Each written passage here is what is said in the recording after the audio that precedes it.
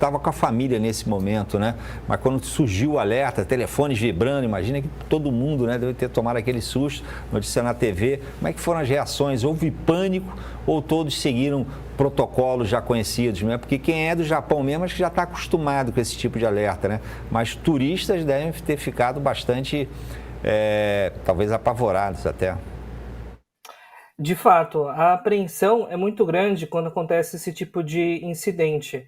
Na verdade, é uma situação imprevisível e quando a gente recebe qualquer tipo de alerta, a primeira reação, na verdade, principalmente dos residentes que estão aqui no Japão há mais tempo, ou os locais, é de esperar por mais informações.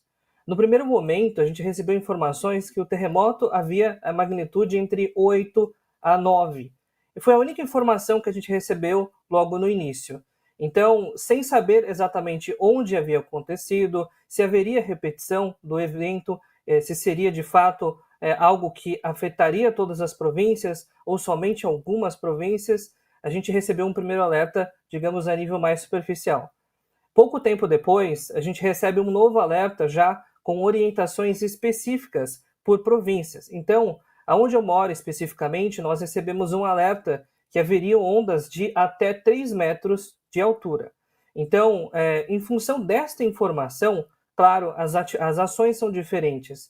Evidentemente, para quem é turista, o pânico é muito grande, principalmente para quem, por exemplo, no meu caso, que tenho família no Brasil, muita gente acaba mandando mensagem preocupada, e praticamente em tempo real, porque a informação chegou rápido, tentando entender exatamente o que estava acontecendo e se nós estávamos bem.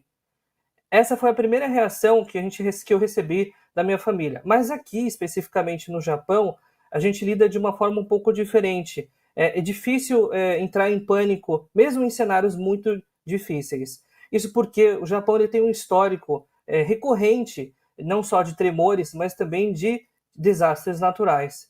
Então, existe todo um protocolo a ser seguido, e o primeiro passo para seguir o protocolo é não entrar em pânico. E é exatamente isso que foi feito. Nós seguimos as orientações de acordo com o que foi informado. No nosso caso, especificamente, mesmo morando em uma cidade que tem acesso à Baía de Osaka, que dá acesso ao Oceano Pacífico, por estarmos a 200 metros de altura com relação ao nível do mar, não foi necessário que a gente fizesse algum tipo de procedimento específico ou fosse para outro local.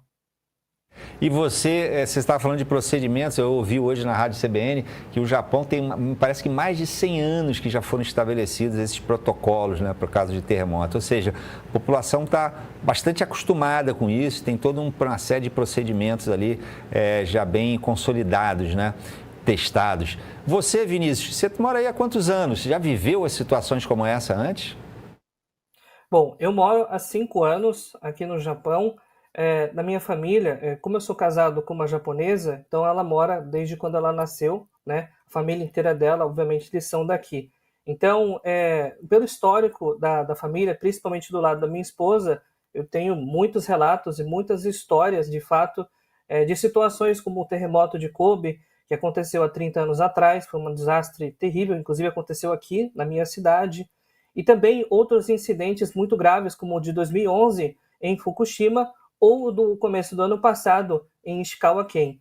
Então, do ano passado eu estava no Japão já, né, e consequentemente pude acompanhar todo o desmembramento do incidente. Claro que até hoje ainda temos sequelas do que aconteceu naquela província. E como é que tem sido, Vinícius, só para a gente encerrar, como é que tem sido a atuação do governo local e da Defesa Civil aí após o alerta? Estão todos satisfeitos com as respostas das autoridades? Está tudo num estado de normalidade agora, de manhã aí? Olha, a resposta, pelo menos na minha opinião, é que a população ela é muito preparada com relação aos envios e recebimento dos alertas. Então, quando chegam os alertas no celular, não é somente com relação a tsunami, por exemplo. Existem questões de tempestades tropicais, tempestades de outra natureza, terremotos menores e até mesmo mísseis, por exemplo, como aconteceu recentemente, da Coreia do Norte, então, que sobrevoaram o Japão.